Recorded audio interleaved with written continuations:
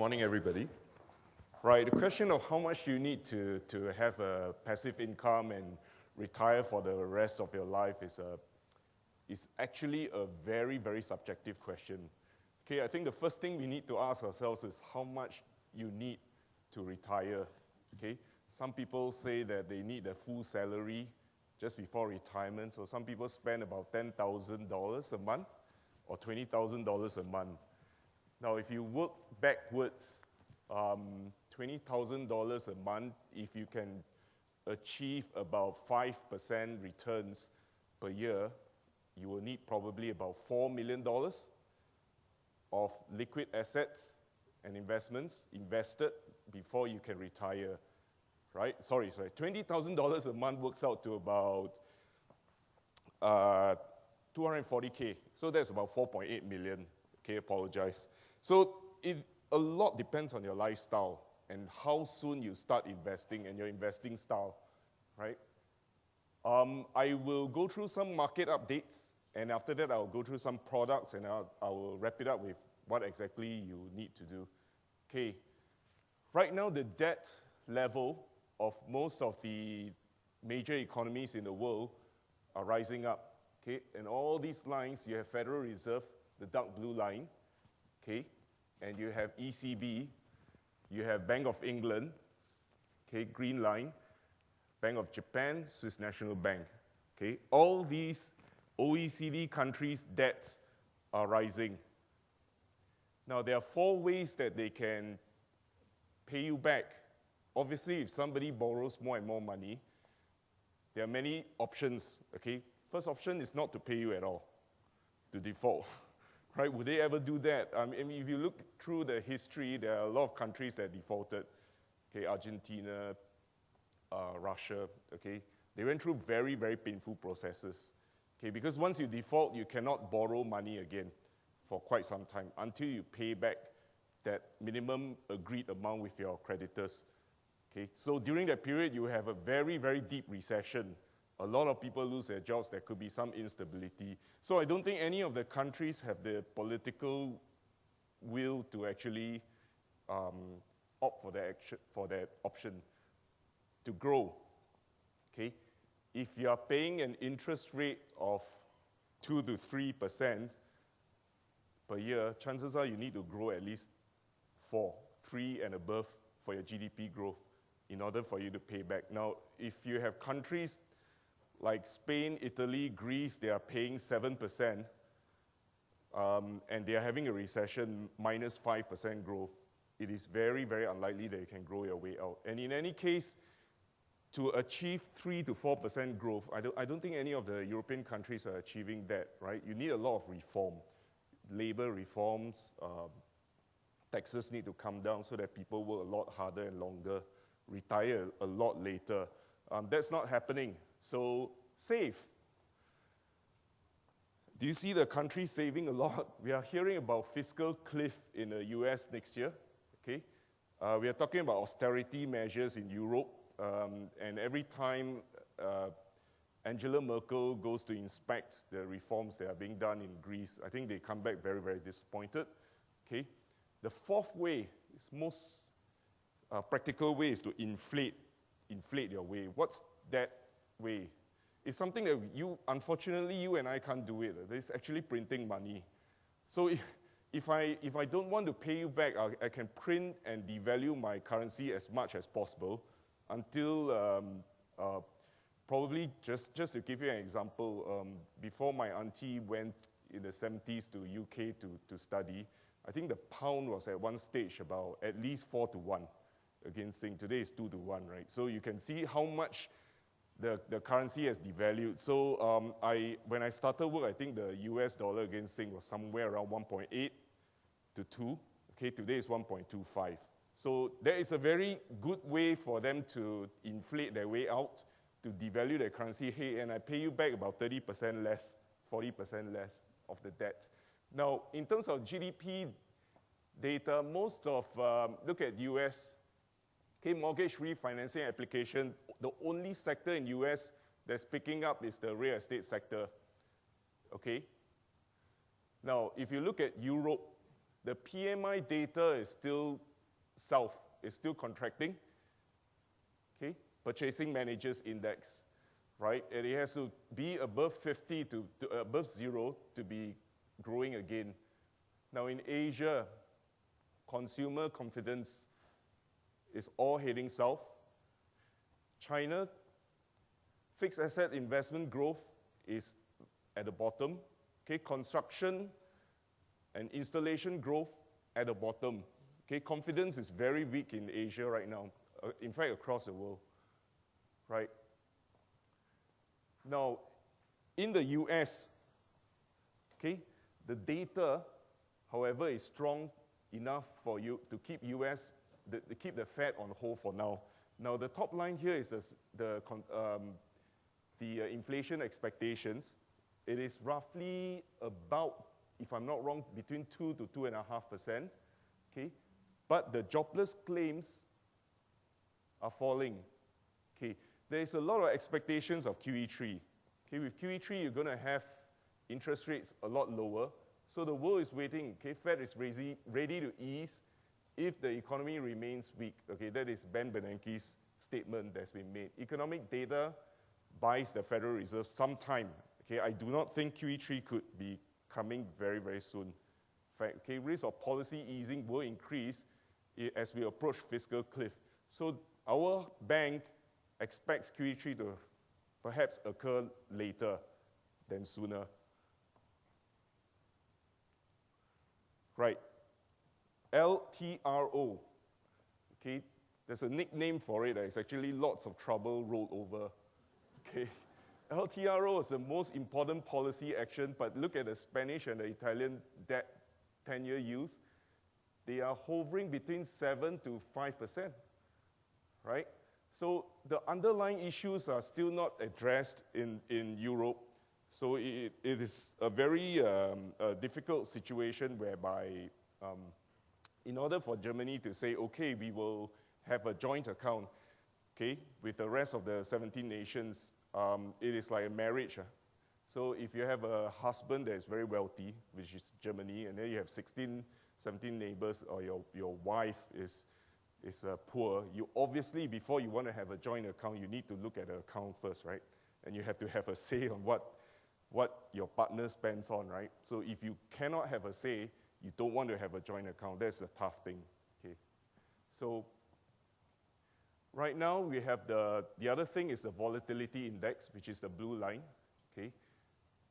It is a measure of fear, okay? The amount of hedging that's going on in the stock markets. Every time fund managers or hedge fund managers are worried, they will buy put options, okay? And the put option prices go up, the VIX actually goes up. So you see that in 2008, the VIX actually hit 80, and the stock market, the green line, actually came down, S&P 500. So every time the VIX hits a very low level, stock markets subsequently corrected by 10, 20%, okay? The reason being that every time VIX drops to that level, there's too much complacency, too much, nobody's hedging. If nobody's hedging, once there's the buying stops, okay, actually the stock market starts to come down. You need to have buyers, you need to have caution. So on the other hand, if the VIX is very high, there's a lot of fear. Everybody's hedging, okay? Everybody's on the sidelines. They're either hedging or they're protecting themselves, okay? Once the news gets less bad, okay, then people will start piling in the numbers, piling in the investments. That's how investment works, okay? Always get in when fear is at its greatest, not when fear is at its lowest. Okay, you always have to act the other way.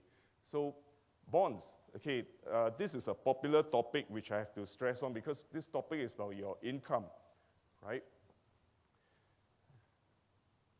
Over here, bonds, equities, okay, are about the same.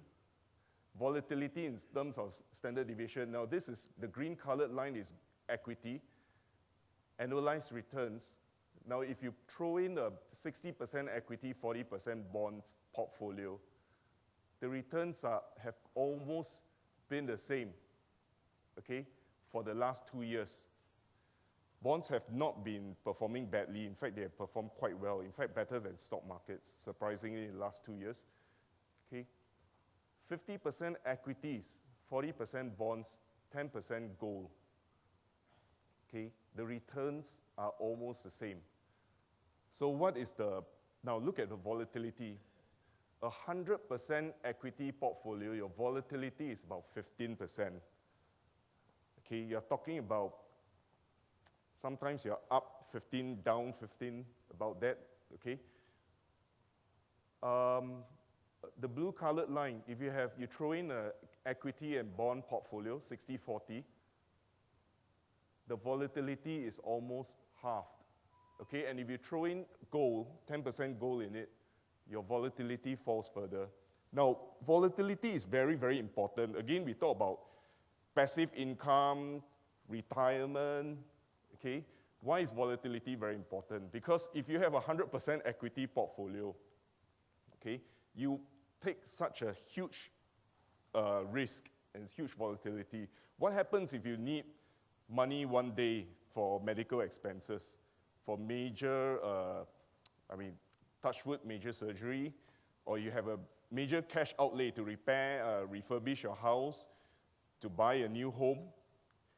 Would the market act favorably? Would you be able to sell your shares at a high, or you sell your shares at a low? I've been advising clients for more than 10 years. This always happens, okay? When we started investing, the clients say, hey, I'm actually very aggressive in my profile, you know.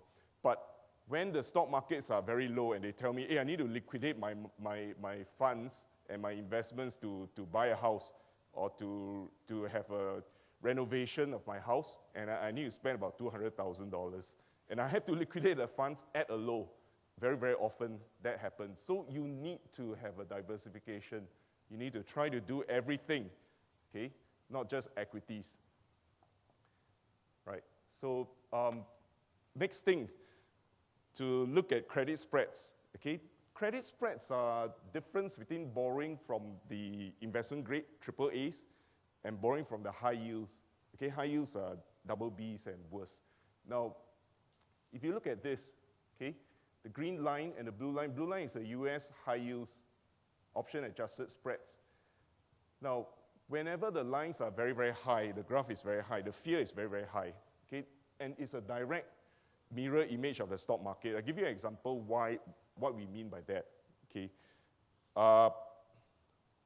When there's a lot of fear in the market, right, if you have two neighbors, one is a doctor, one is an actor, struggling actor, okay, and both approach you to borrow money. Hey, I need to borrow $100,000 from you. What will you charge the doctor? 2 to 3%, right, over 1 year, maybe. What about the actor? You're going to charge 20%, right, because you're not sure whether he's going to get a job. So that's what happens when fear is very high. Now, if the economy is doing very, very well, stock markets are doing very well, both approach you to borrow money again. Obviously, you know the actor is going to get a job quite easily, right? Maybe you charge him 5%, right? But you will charge a doctor maybe 2%. So when the spreads are very low, that means the difference between the triple A's and the high yields are very thin. Okay, confidence is very, very high. So it's right now exact opposite of the stock market if you look at it. Okay, now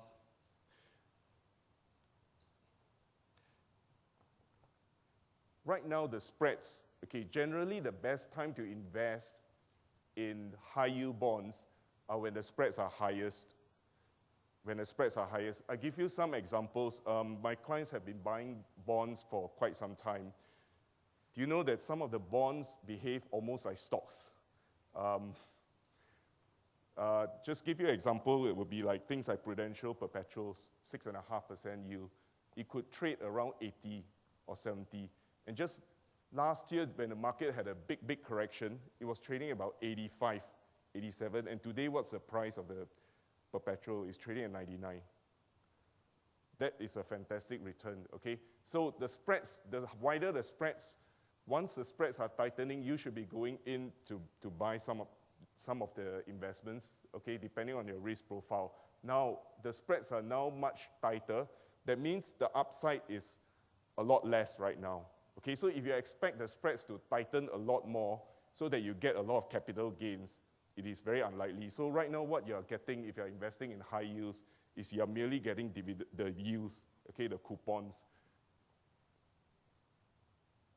Okay, average into Asia local currency bonds. Okay, over here you can see that ADX currencies are generally very volatile. Okay, Asian currencies are generally very volatile. Now, if you are invested into a bond that is not your Sing dollar bond, okay, for example, you are bought into Australian dollar bonds, okay, denominated bonds. When the stock markets, okay, when the risk comes back, okay, the bond prices will be a little bit volatile. It wouldn't be like stock market that drops 10, 20%, but your currency also moves in the same way. So mainly, most of the Asian currencies and Australian dollars, okay, will drop. So when you translate it back to Sing dollars, right, they both move in the same direction. You're going to have an exaggerated effect. Now, conversely, if the stock market does well and your bond prices go up, when you are invested into local currency bonds, I mean Sing dollars, rupiahs, okay, rupees, ringgit, Aussie dollar bonds, okay, not only do you get capital gains, but you also have currency gains as well. So bear in mind the volatility of the currencies.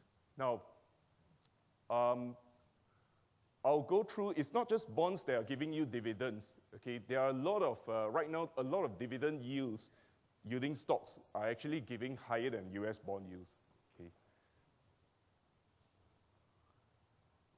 Now, this is a picture of US S&P 500 dividends.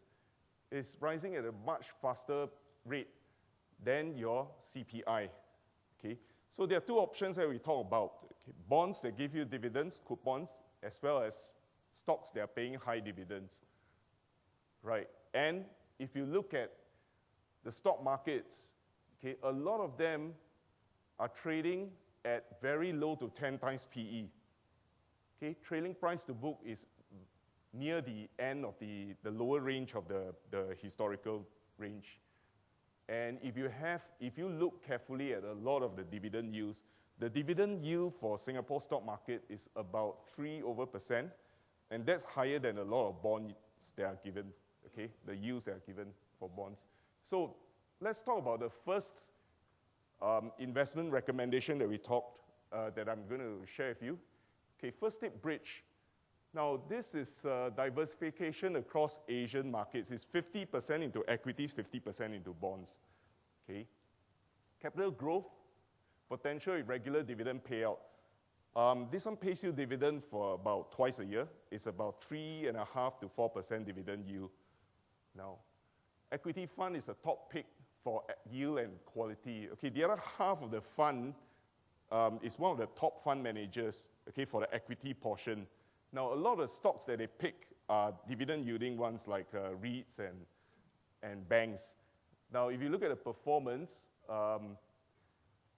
2008, very, very important year, this fund fell by 30%. Okay, it is different than stocks, equity funds. Okay, if you invest in an equity fund, it will have dropped by 50%, right? So this one is a 30% drop. Now, 2009, it rebounded by 39%, and year to date is 4%. Now, why a dividend yielding balanced fund? Okay, if you buy purely in your portfolio, if just purely a bond fund, then you would not have capital gains, okay, most of the time. Now, if you buy a direct bond, you're just going to get par, unless you buy, you're going to get it 100 if you bought at 100, unless you buy it below par. But if you're investing for the long term, a balanced fund is useful because equities give you some growth on top of the dividends. I'm not saying that bonds are wrong. I think the bulk of your portfolio should be bonds as well. It depends on your age. I think the amounts that you should put into to bonds in your portfolio is 100 minus your age. Okay, so if you're 40 years old, the amount that you should put into equities is 100 minus your age. So if you are 40 years old, 100 minus 40 is about 60% into equities. That's a rule of thumb. If you're 50 to 50 years old, is probably going to be no more than 50% into equities, the rest into bonds. Now, a balanced fund gives you the best of both worlds. It's something for you to invest and put in it and forget about it and receive your income from that. Okay. Now, the second fund is First State Dividend Advantage. It's a top pick for yield and quality again. It's the same fund manager. Okay, it's the other half of First State Bridge. It's pure equity fund. Okay, capital growth potential in lower volatility. Now, notice that again in 2008, it's very important when you look at funds, how they perform when there is a major correction, and how it performs when the stock markets are doing very well. Now in 2008, this fund again fell by 38%, 38.5%. And for an equity fund, that's fantastic because if you remember in 2008, the stock markets actually fell by 50-something%. And remember that Singapore fell by 60 over, right? But the next year, you recovered almost all the losses, 52, 53%. Okay? So by and large, this fund gives you about 8 to 10% returns per year.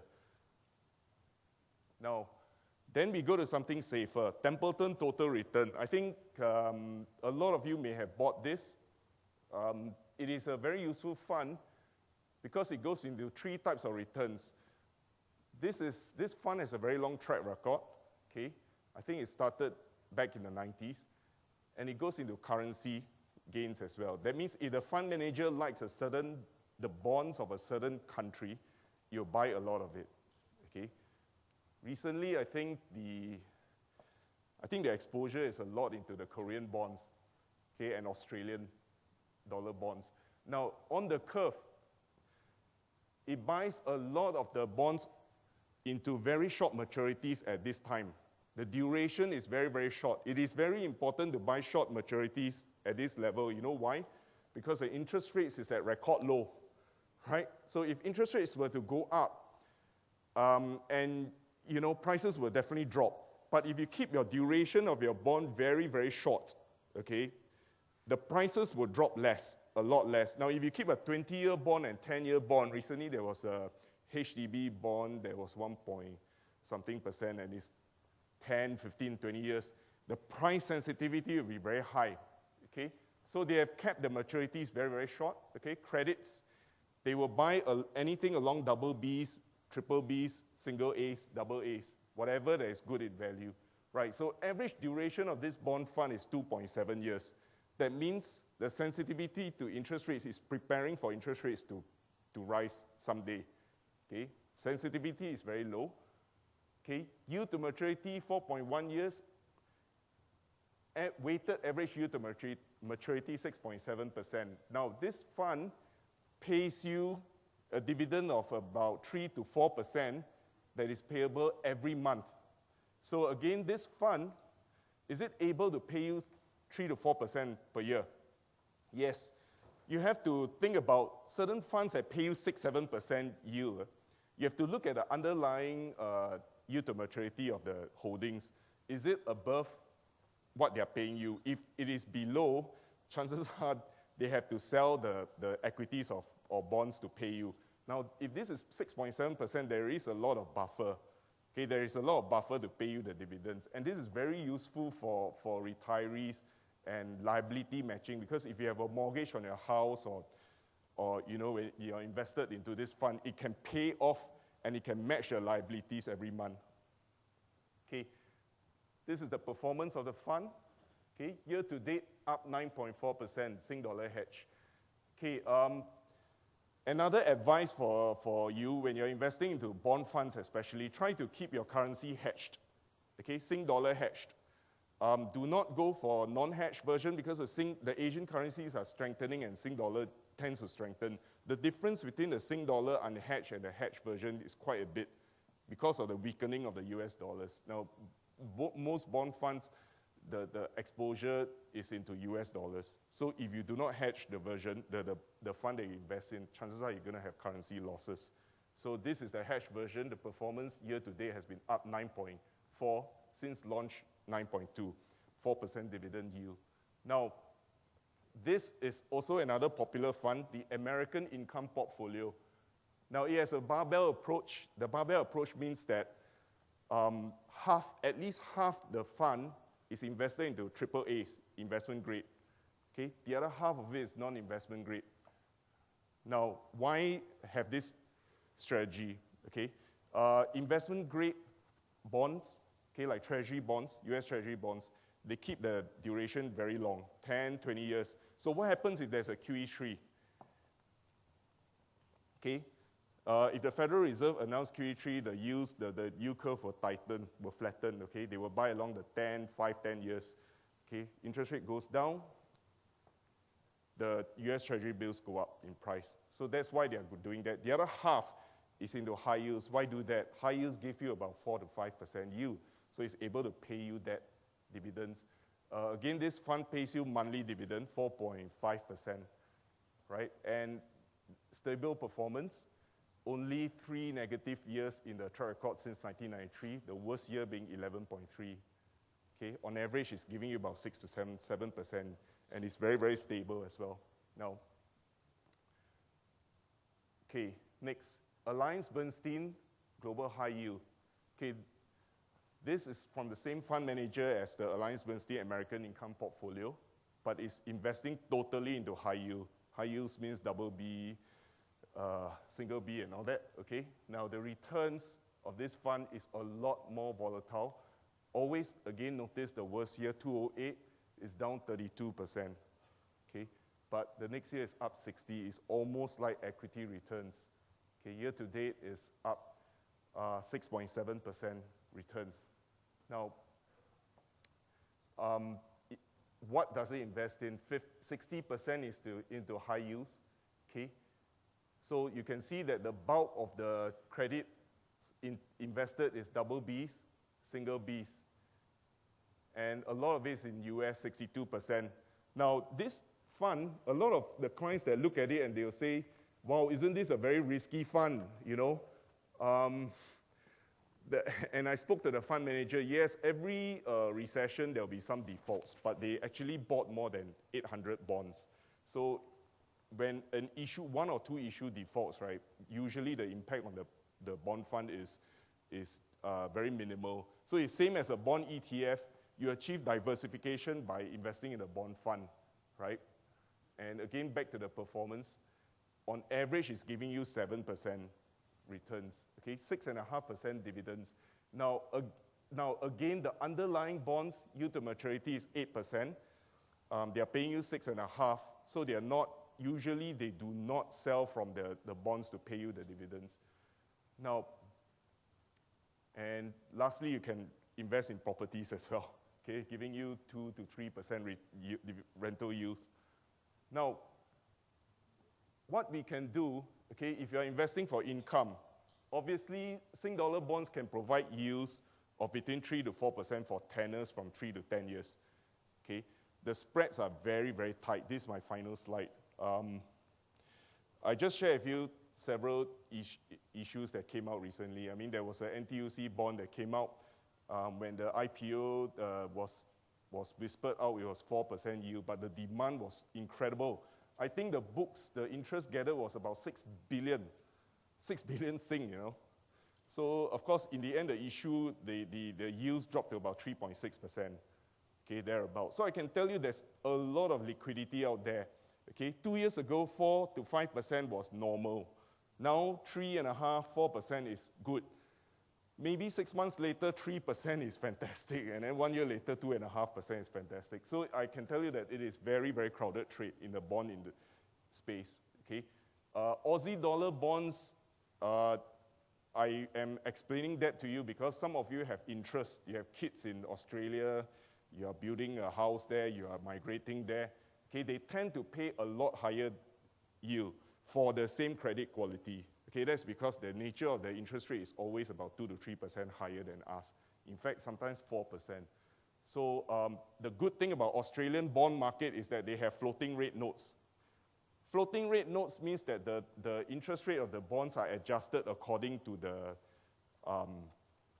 BBSW, which is actually equivalent to our 3 months SIBOR.